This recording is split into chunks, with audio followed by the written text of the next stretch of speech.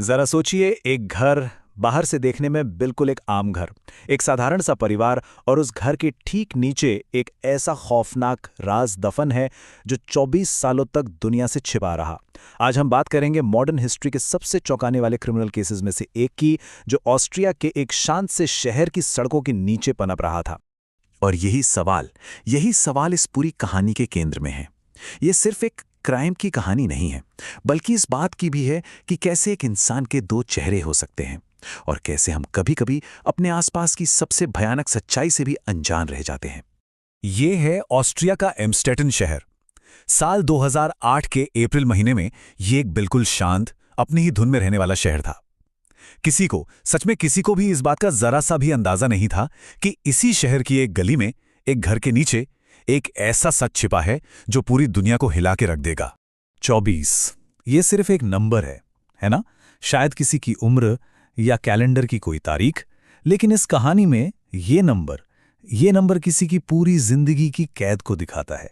पूरे 24 साल, इतने लंबे समय तक एलिजाबेथ फ्रित्ज़ल को किसी और ने नहीं, बल्कि उसके अपने पिता ने अपने ही घर में बनी एक तहखाने नुमा जेल में कैद रखा।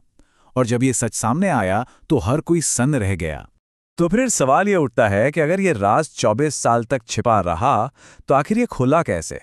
चलिए उन घटनाओं पर नजर डालते हैं जिन्होंने इस भयानक कहानी से पर्दा उठाया। देखिए, इस कहानी का खुलासा एक अस्पताल से शुरू हुआ। एलिजाबेथ की 19 साल की बेटी किर्स्टन बहुत ज्यादा बीमार पड़ गई। उसे अस्पताल में भर्ती कराया गया, लेकिन डॉक्टरों को समझ नहीं आ रहा था कि उसे हुआ क्या है। उन्हें उसकी मां से बात करनी थी, उसकी मेडिकल हिस्ट्री चाहिए थी, तो उन्होंने पब्लिक में अपील करनी शुरू कर दी। इसी दबाव में आकर जोसेफ फ्रित्ज़ल एलिजाबेथ को अस्पताल लाने पर मजबूर हो गया। और बस वहीं 24 सालों में पहली बार जब एलिजाबेथ को पुलिस की सुरक्षा का यकीन दिलाया गया, उसने अपनी पूरी आपबीती सुना दी। लेकिन ये सब किया किसने? ये हैवान कौन था? चलिए मिलते हैं इस कहानी के विलन से, जोसेफ फ्रित्ज़ल। बाहर से एक आम इंसान, लेकिन अंदर एक राक्षस। जोसेफ फ्रित्ज़ल असल में दो जिंदगियां जी रहा था। दुनिया के लिए वो एक इज्जतदार इलेक्ट्रिकल इंजीनियर था, एक पति और 7 बच्चों का पिता। लेकिन घर के दरवाजे के पीछे उसकी हकीकत बिल्कुल अलग थी। वो पहले भी एक बलात्कार के केस में सजा काट चुका था और अपने परिवार पर पूरी तरह से कंट्रोल रखता था। ये एक ऐसा मुखौटा था जिसे उसने इतने सालों तक पहने रखा और किसी को भनक तक नहीं लगी। ये कोई अचानक गुस्से में किया गया अपराध नहीं था। नहीं, बिल्कुल नहीं। ये एक बहुत ही सोची समझी, एक बहुत ही ठंडे दिमाग से बनाई गई साजिश थी। चलिए देखते हैं कि फ्रित्ज़ल ने इस भयानक योजना को कैसे अंजाम दिया। इसकी प्लानिंग सालों पहले शुरू हो गई थी। देखिए, 1978 में उसने अपने घर के बेसमेंट को और बड़ा करने की इजाजत मांगी।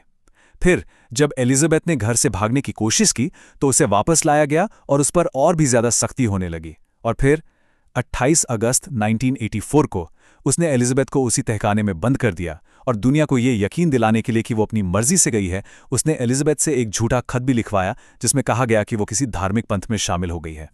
और ये कोई मामूली तहखाना नहीं था, ये एक ऐसी जेल थी जिसे बड़ी चालाकी से डिजाइन किया गया था। सोचिए, लगभग 600 वर्ग फुट की जगह जिसमें एक भी खिड़की नहीं थी, और दरवाजों पर कई कई मजबूत इलेक्ट्रॉनिक ताले लगे थे। मतलब ये दुनिया से पूरी तरह कटी हुई एक अलग ही जगह थी। तो उस तहखाने के अंदर 24 सालों तक जिंदगी कैसी थी? ये एक ऐसी सच्चाई है जिसे सोचकर भी किसी की भी रूह कांप जाए। इन 24 सालों की कैद के दौरान एलिजाबेथ ने 7 बच्चों को जन्म दिया, और यहीं फ्रित्ज़ल ने एक और अजीब और भयानक खेल खेला। उसने 3 बच्चों को ऊपर अपने घर में ले जाकर अपनी पत्नी रोजमेरी के साथ पाला और सबको ये कहानी सुनाई कि एलिजाबेथ उन्हें दरवाजे पर छोड़ गई है। 3 बच्चे एलिजाबेथ के साथ ही उस तहखाने में बड़े हुए, और एक बच्चे की जन्म के कुछ ही समय बाद मौत हो गई। जरा सोच कर देखिए, एक ही छत के नीचे 2 अलग अलग दुनिया चल रही थीं। ऊपर एक नॉर्मल परिवार होने का दिखावा, और नीचे अंधेरे में एक गुप्त और दर्द से भरी जिंदगी। लेकिन उस अंधेरे में भी एलिजाबेथ की हिम्मत देखिए। उसने किसी तरह अपने बच्चों को पढ़ना लिखना सिखाया, उन्हें एक सामान्य जीवन देने की हर मुमकिन कोशिश की। अब जब ये भयानक सच दुनिया के सामने आ गया, तो देखते हैं कि न्याय कैसे हुआ और इस पूरे मामले का अंजाम क्या निकला।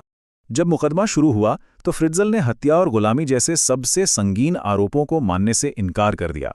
शायद उसे लगा कि वो किसी तरह बच जाएगा, लेकिन फिर अदालत में कुछ ऐसा हुआ जिसने पूरे केस का रुख ही पलट कर रख दिया। सबसे अहम सबूत थी एलिजाबेथ की गवाही, और सबसे अच्छी बात यह थी कि उसे अदालत में अपने पिता का सामना करने की जरूरत नहीं पड़ी। उसकी पूरी गवाही, जो कि लगभग 11 घंटे की थी, वीडियो पर रिकॉर्ड की गई, और जब ये वीडियो अदालत में चलाया गया तो उसकी कहानी इतनी दर्दनाक और इतनी असरदार थी कि जोसेफ फ्रिट्ज़ल पूरी तरह टूट गया। उसने अपनी दलील बदली और अपने सारे गुनाह कबूल कर लिए। और आखिरकार उसे उसके किए की सजा मिली, आजीवन कारावास, जिसे उसे एक मेंटल हेल्थ फैसिलिटी में काटना है। इस केस ने बहुत कुछ बदल दिया। एलिजाबेथ और उसके बच्चों को एक नई पहचान दी गई ताकि वो एक नई जिंदगी शुरू कर सकें। ऑस्ट्रिया ने अपने कानूनों को और भी सख्त बनाया। इस दर्दनाक कहानी पर रूम जैसी फिल्में और किताबें भी बनी, और फ्रिट्ज़ल परिवार हमेशा के लिए बिखर गया। और हम इस कहानी को इसी एक सवाल पर खत्म करते हैं। फ्रिट्ज़ल का केस सिर्फ एक आदमी के गुनाहों की कहानी नहीं है, ये कहीं ना कहीं समाज की नाकामी की भी कहानी है। यह हमें सोचने पर मजबूर करता है कि क्या हम अपने आसपास हो रही चीज़ों पर ध्यान देते हैं, और अगर हमें कुछ गलत नज़र आता है तो क्या हम उसे रोकने के लिए कुछ करते हैं।